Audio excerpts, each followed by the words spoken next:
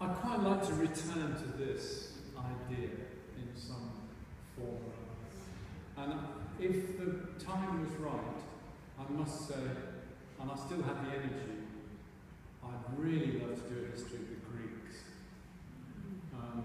And that's not just out of deep love and sympathy for the Greeks, given what's happened at present, but it's to do with what an amazing story that is. You know, all right, China's 1.2 billion people, India's subcontinent's 1.5 billion people. You know, it's not surprising that they're big in history, but the Greeks and the incredible achievements of the Greeks.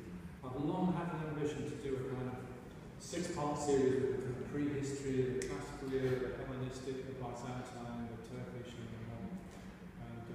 But I slightly fear, and we'll have to see how. I'm working on this big history of China for a very, very long time. We're still working on it, going back on next Friday.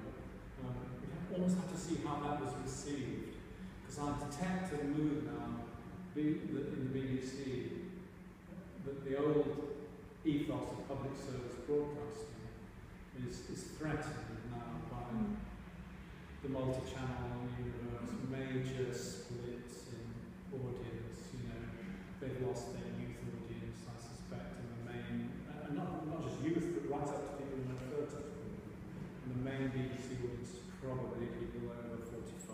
You know, I can see, and the fragmentation of the audience through the multi-channel universe is big. You know, so I think if I were to guess, although Tony Hall, the Director General, of course, was the Royal Opera House on that, they're going to do a history of civilization, a new kind of colour.